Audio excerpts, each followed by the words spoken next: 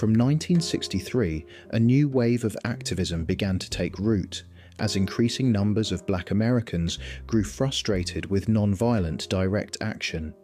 This led to the emergence of the Black Power movement, which became a powerful and controversial voice in the civil rights era. The chant Black Power became a rallying cry for various radical groups, each with different philosophies but united by key ideas.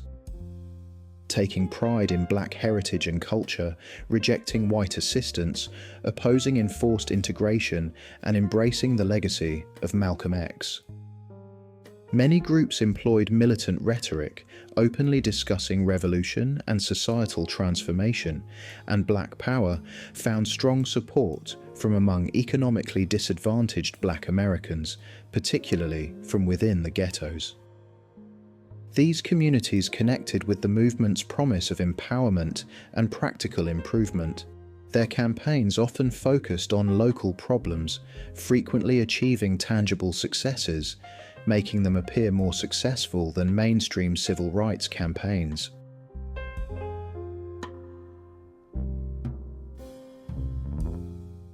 As a leading figure within the SNCC, Stokely Carmichael played a pivotal role in the Black Power movement. Even after the Voting Rights Act of 1965, many Black voters felt politically powerless due to the lack of candidates who genuinely represented their interests. In response, Carmichael helped establish the Lowndes County Freedom Organization, a political party designed to serve Black Americans. Its emblem, a Black Panther, and slogan, "Vote for the Panther, then go home," captured the spirit of Black self-reliance. The Panther soon became a broader symbol of Black resistance. In May 1966, Carmichael became the chairman of the SNCC. Having once supported non-violence, he now believed that civil rights efforts needed to become more assertive. Under his leadership, the SNCC welcomed more Black Power advocates and shifted their focus to campaigning in northern cities, particularly in the impoverished urban ghettos.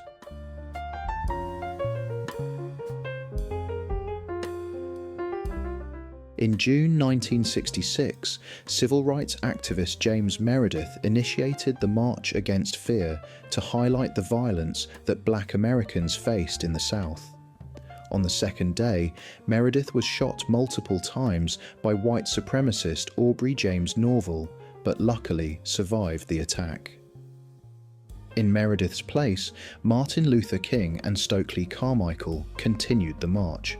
While King remained committed to non-violence, Carmichael used the platform to promote Black Power, and his militant speeches inspired many, but also created tension within the movement.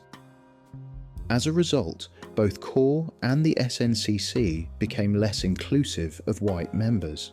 However, these changes also led to a decline in support, as many original Black members disagreed with the organization's increasingly radical agendas.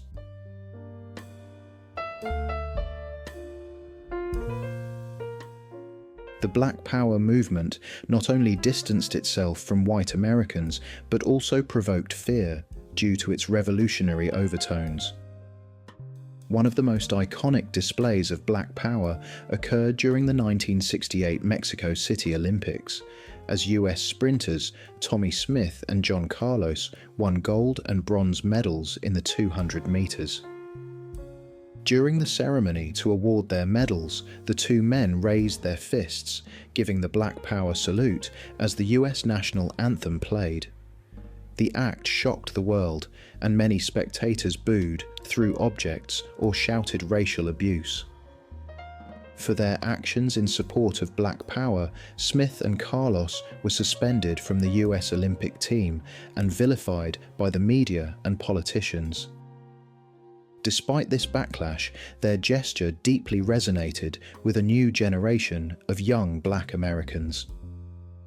As Black youth increasingly turned away from the more cautious views of their parents, they began to embrace a bolder sense of racial pride and political activism.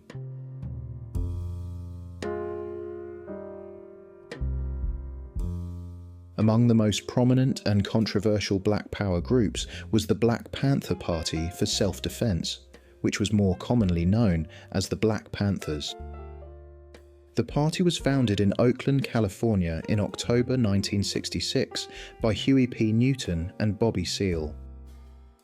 During a protest at the California State Capitol in Sacramento, they openly carried firearms in opposition to proposed anti-firearm legislation, which quickly drew national attention and made headlines internationally, marking a new phase in the struggle for Black liberation.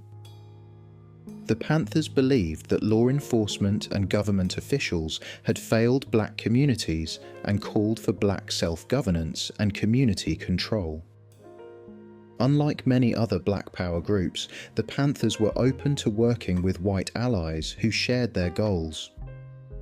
Local Panther groups developed their own version of the 10-point program, which was the party's national manifesto that outlined their political aims. Members of the Black Panthers wore a distinctive uniform comprising of black berets, leather jackets and black trousers, and were often armed, not only for their protection, but also for what they saw as the necessity to defend Black communities from white oppression. At their core, most Panther groups saw themselves as filling the void left by absent or neglectful public services. The Panthers patrolled neighborhoods to deter crime and police abuse, coordinated truces between rival gangs, managed traffic to protect school children, and pressured local authorities to install basic infrastructure such as streetlights and safer sidewalks. They also provided educational programs on Black history and civil rights, opened medical clinics, distributed shoes to poor families, and ran free breakfast programs for school children.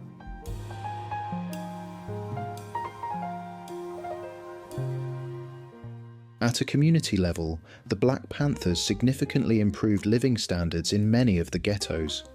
Their health and education initiatives, particularly their breakfast clubs, were highly effective and benefited thousands of Black Americans. However, their methods were sometimes controversial. While much of their funding came from supportive Black-owned businesses, some of these contributions were coerced, and some members were even implicated in bank robberies to finance the group's activities. The Panthers' confrontational stance towards the police also sparked violent clashes. In 1967, California passed legislation banning the public display of firearms. Later that year, Huey Newton was seriously injured in a gunfight with state police and was charged with murder. The campaign to free Huey became a rallying cry for the movement, leading to a surge in membership. By late 1968, Panther groups had been established in 25 cities, although the total number of members never exceeded around 2,000 individuals nationwide. Despite their relatively small size, the Black Panthers left a lasting mark on the civil rights movement, challenging not only white America, but also moderate Black leadership, confronting issues of systemic injustice, poverty, and self-determination head-on.